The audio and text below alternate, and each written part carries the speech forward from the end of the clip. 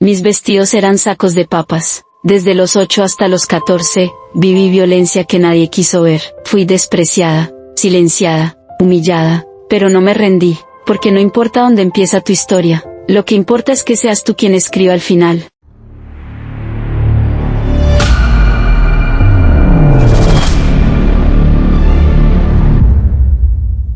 Episodio 1, Alma de Fuego. Nací en enero de 1954, en Mississippi, negra, pobre, hija de una madre soltera de apenas 18 años. La historia estaba escrita para mí antes de que pudiera sostener un lápiz. Mi madre, Bernita Lee, no podía cuidarme, apenas podía con ella misma, así que me dejó al cuidado de mi abuela, una mujer dura, silenciosa, que creía más en el castigo que en las palabras suaves, pero que me dio lo único que tenía, su fe. Vivíamos con casi nada, sin agua corriente, sin juguetes, sin zapatos nuevos. Para vestirme, me cosía ropa con sacos de papas. Sí, sacos de papas. Y si alguna vez te has vestido con eso, sabrás que no hay tela que raspe más que la pobreza. Me hacían burla, me decían que olía raro, que hablaba como una adulta. Yo solo sabía leer y orar. La Biblia fue mi primer refugio. Las palabras, mi primera rebeldía. A los 6 años, mi madre volvió por mí y me llevó a Milwaukee, Wisconsin, una ciudad industrial donde prometían trabajo. Fue parte de lo que los libros llaman la gran migración afroamericana, pero para ella, fue solo supervivencia. Pensé que era el comienzo de una vida mejor. No sabía que era el principio del infierno. Los años siguientes fueron un borrador manchado. Violencia, silencio, más maltrato, más ave-so. Desde los 9 años, mi cuerpo dejó de ser mío. Mi primo, un familiar, luego otro. Lo que tenía de infancia se fue borrando entre las sombras de hombres que no merecen ser nombrados. Y el producto de esa violencia a los 14, quedé embarazada. Tuve a mi bebé, vivió apenas unos días. Y cuando murió, algo dentro de mí también se apagó. Me volví salvaje, no en el cuerpo, sino en el alma. Robaba, me escapaba, mentía, buscaba algo, cualquier cosa que me hiciera sentir que seguía viva. Me dijeron que, si no cambiaba, me mandarían a un reformatorio. Y ahí tomé la decisión que cambió mi historia. Me fui a vivir con el hombre que más tarde llamaría papá. Episodio 2, La casa del barbero. Su nombre era Vernon Winfrey, barbero, veterano. Un hombre de reglas, no de abrazos. Tenía las manos firmes y los silencios duros. Pero por primera vez, alguien me miró, no como una carga, sino como una posibilidad. Me dijo, mientras vivas bajo este techo, vas a estudiar. Y eso hice. Tenía que leer un libro por semana y hacerle un informe. No había excusas, no había escapes. Al principio, me resistí. Me dolía la estructura, me dolía el control. Pero luego, el orden se volvió una cura. Los libros, otra vez, me rescataron. En la escuela, empecé a brillar. Descubrí algo que cambiaría mi vida para siempre. Mi voz, mi forma de contar lo que otros callaban. Era buena para hablar, muy buena. Gané concursos de oratoria. Los jueces decían que tenía presencia. No sabían que esa presencia venía de años de invisibilidad. Y un día, a los 19 años, me ofrecieron trabajo como reportera en una cadena local de televisión en Nashville. Una niña con ropa hecha de sacos de papas. Ahora hablaba frente a una cámara. No había olvidado de dónde venía, pero por fin, había empezado a decidir hacia dónde iba.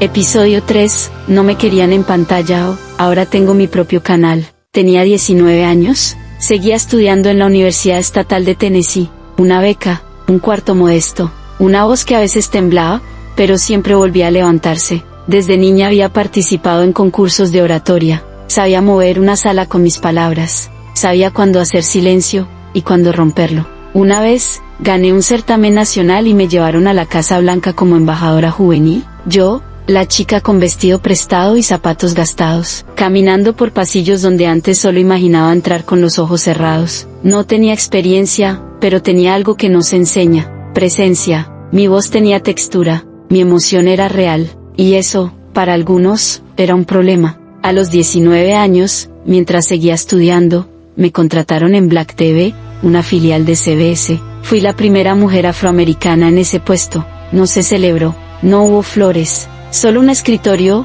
un libreto, y la expectativa de que yo me portara como una periodista de verdad. Pero yo no sabía cómo ser alguien que no sintiera. Cuando contaba una historia, se me quebraba la voz, me temblaban las manos. Y sí, se me escapaban las lágrimas, porque yo sabía lo que era perder, sabía lo que era el hambre, el miedo, la muerte que no avisa. Me dijeron que era demasiado emocional, que no era objetiva, y me despidieron de mi puesto como reportera. No lloré esa noche, no porque no doliera, sino porque algo dentro de mí ya había aprendido que a veces, el rechazo es redirección. Me pasaron a un programa diurno, uno de esos que nadie ve, y ahí fue donde comenzó mi revolución.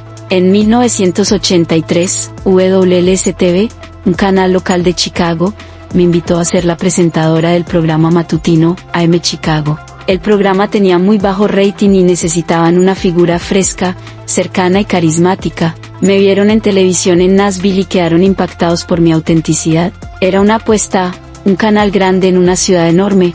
Para mí, una mujer afroamericana, joven, emocional y aún poco conocida a nivel nacional. Pasé de ser empleada, a ser dueña, de ser parte del guión, a escribirlo, de adaptarme al mundo, a construir el mío. Y sí, todo comenzó en un programa que nadie quería, pero cuando aprendes a convertir lo invisible en oportunidad, el mundo entero se convierte en escenario. Episodio 4, no pedí espacio, lo construí. Chicago no me esperaba, y, sinceramente, yo tampoco esperaba tanto de Chicago. Me ofrecieron conducir un programa de entrevistas local, tercer lugar en el rating, olvidado, sin alma, una especie de sala de espera para talentos que no brillaban lo suficiente, pero yo sabía lo que era empezar desde el sótano, desde los márgenes, desde el silencio. Cuando entré al estudio por primera vez, las luces eran frías, el equipo me miraba como si me estuvieran haciendo un favor, y el productor, bueno, él creía que yo tenía pocas semanas de vida en pantalla. Lo que no sabían era que yo no era una presentadora más, yo era una sobreviviente, una narradora, una mujer con cicatrices que aprendió a convertir el dolor en puente. Cuando empecé a conducir a AM Chicago, me hablaban despacito, como si estuvieran esperando que me quebrara, como si cada día fuera mi última oportunidad. Me decían, sé puntual, no te emociones tanto, y por favor, sigue el guión. Pero yo ya había pasado por cosas que no tienen libreto, así que no fingía, no seguí el guión, no pregunté lo que el teleprompter dictaba, miré a los invitados a los ojos, y cuando lloraban, lloraba con ellos. Cuando reían, reía como si se tratara de mi propia historia. No buscaba rating, buscaba verdad. Y eso fue lo que cambió todo. En 3 semanas, el programa pasó de ser un cadáver televisivo, a liderar el horario matutino. La gente no solo me miraba, se sentía mirada. Mi forma de estar en pantalla, tan imperfecta, tan emocional, tan mía, dejó de ser un defecto, se volvió mi sello.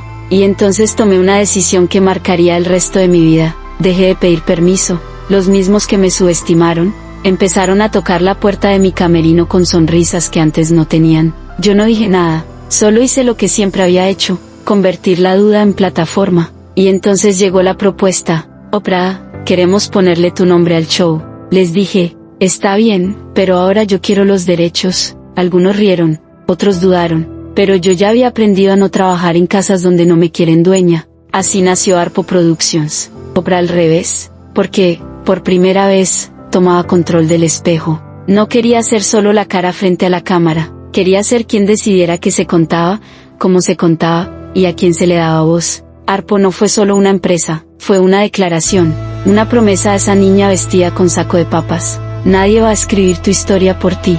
Pasé de ser empleada, a ser dueña, de ser parte del guión, a escribirlo, de adaptarme al mundo, a construir el mío. Y sí, todo comenzó en un programa que nadie quería, pero cuando aprendes a convertir lo invisible en oportunidad, el mundo entero se convierte en escenario. Episodio 5, mi nombre estaba en la marquesina, pero la historia era de todas. Cuando vi mi nombre en la marquesina por primera vez, no sonreí, no lloré, solo me quedé quieta, porque en ese instante entendí que lo más importante no era el nombre, sino la puerta que se acaba de abrir. The Oprah Winfrey Show ya no era solo un programa de entrevistas, se estaba convirtiendo en algo más profundo, un lugar donde lo que dolía podía decirse en voz alta. No tenía sets espectaculares, no necesitaba efectos ni filtros, lo único que necesitaba era una silla, una cámara, y una historia que tuviera el valor de salir del pecho. Cada día, cientos de cartas llegaban al estudio, mujeres, madres, supervivientes, personas que decían, gracias por hablar de lo que yo viví en silencio, gracias por no juzgarme, gracias por llorar conmigo, aunque no me conozcas. Y ahí entendí algo, no me habían sintonizado por mí, me sintonizaban porque se sentían vistas, porque por fin la televisión no les hablaba encima, sino que les prestaba el micrófono. Hablamos de violencia doméstica, de racismo, de pérdidas, de espiritualidad, de la herida que deja la violencia, de la fuerza que nace después. No era solo entretenimiento, era una comunidad, un espejo encendido en horario diurno,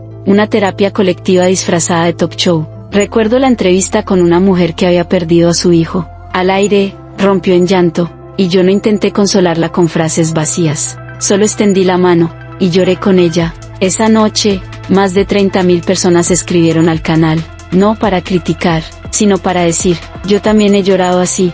Eso no se logra con rating, se logra con verdad. Y ahí fue cuando supe que el éxito no se medía en números, se medía en conexiones, en voces que antes no se escuchaban, en almas que se sentían menos solas cuando hablábamos de lo que siempre se había callado.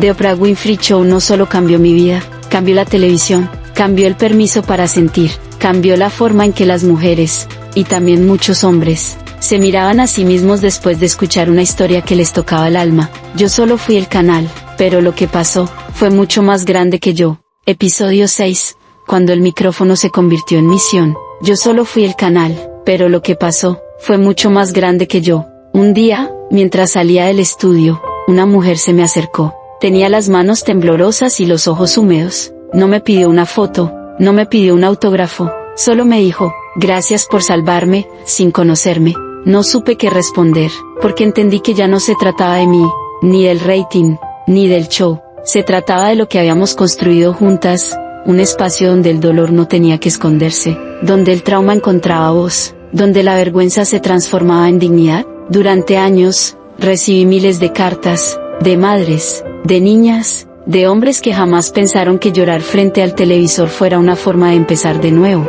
Y entonces, un día, entendí que mi historia solo tenía sentido si se convertía en misión, si el micrófono ya no era para hablar, sino para abrir camino. La escuela. Siempre dije que la educación fue mi salvavidas, así que fui a donde la esperanza parecía más lejana, Sudáfrica. Allí conocí niñas con la misma mirada que yo tenía a los 6 años, con los mismos silencios, con la misma hambre, no solo de comida, sino de futuro. Fundé la Oprah Winfrey Leadership Academy for Girls no como un acto de caridad, sino como un acto de justicia emocional, porque nadie que tenga talento, sueños y corazón debería ser enterrado por la pobreza. Las niñas de esa escuela no son estadísticas, son líderes, son curanderas de linajes rotos, son la prueba de que cuando educas a una niña, transformas generaciones. El propósito, ahí comenzó otra etapa, ya no era la Oprah del sofá y las cámaras, empecé a caminar con líderes espirituales, a aprender de monjes, médicas, filósofos, madres solteras, mujeres que sanaban a otras desde su propia herida. Entendí que la fama no era el destino, era solo el vehículo, que el verdadero poder no está en ser admirada,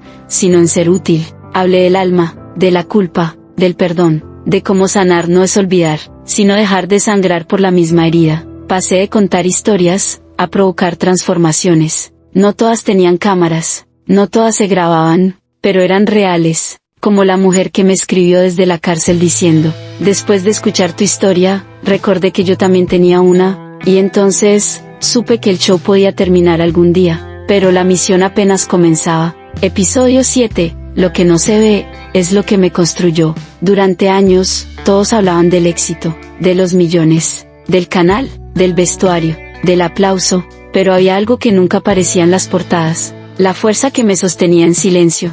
A esa fuerza, yo la llamo Dios, no el de túnicas o castigos, no el que habita en un edificio con columnas, sino el que habita en mí, en vos, en el aire entre dos manos que se perdonan. Mi relación con lo sagrado no vino en un libro, vino en forma de preguntas, de noches solas, de pérdidas que no pude explicar, y abrazos que llegaron cuando menos los merecía. Mi búsqueda espiritual, conocí a Maya Angelou y sentí que había encontrado un espejo antiguo. Su voz, como un tambor ancestral, me enseñó que las palabras pueden sanar huesos invisibles. Ella me dijo una vez, Oprah, lo que haces importa. Quién eres cuando nadie te ve, importa más. Ese fue mi primer despertar. Después llegó Eckhart Tolle, con él aprendí a estar presente, a no identificarme con el dolor, a no ser la historia, sino la conciencia que la observa. Su libro, El poder de la hora, no solo cambió mi vida, cambió mi ritmo interno. Dejé de correr detrás del éxito, y empecé a caminar al ritmo de mi alma. Más allá de la religión, la fe, para mí, nunca fue una doctrina, fue una certeza sin prueba, un calor silencioso en la espalda justo cuando estás por rendirte, una voz suave que dice, seguí, aunque no sepas a dónde. No necesitaba templo, tenía propósito, y ese propósito era claro, ser testigo del dolor ajeno sin huir, y ser faro sin querer que me sigan, solo para que otras vean su propio camino, lo invisible. Aprendí a meditar, a respirar cuando todo ardía, a entender que el alma también se cansa, pero siempre sabe cómo regresar a casa. Mis entrevistas empezaron a cambiar, ya no solo preguntaba, ¿qué te pasó? También preguntaba, ¿qué aprendiste? ¿Qué perdiste que no necesitabas? ¿Qué encontraste que no sabías que buscabas? Y ahí, entre tantas respuestas, comprendí. Lo más importante de mi vida no lo vio ninguna cámara, porque lo que no se ve, es justamente lo que me construyó. A todas las mujeres que hoy me escuchan, quiero que sepas algo que a mí me tomó años creer. Tú no estás rota, nunca lo estuviste. Has vivido momentos duros, sí, pero no eres lo que te pasó, eres lo que eliges hacer con eso. A veces el mundo nos enseña a ser pequeñas, a pedir permiso, a disculparnos por ocupar espacio, a bajar la voz para no incomodar, pero yo vine a recordarte esto, tu historia importa, no solo cuando esté pulida o superada, importa incluso cuando todavía duele, lo que hoy te pesa, algún día podría ser el puente que otra mujer necesita para cruzar, no necesitas ser perfecta, necesitas ser valiente, y si hoy te sientes cansada, frustrada o invisible, quiero que recuerdes, la semilla no deja de ser árbol, solo porque aún está bajo tierra. Confía, en tu proceso, en tu voz, en la fuerza silenciosa que te habita, porque cuando una mujer se levanta, no lo hace sola, levanta generaciones con ella. Con amor, Oprah Winfrey.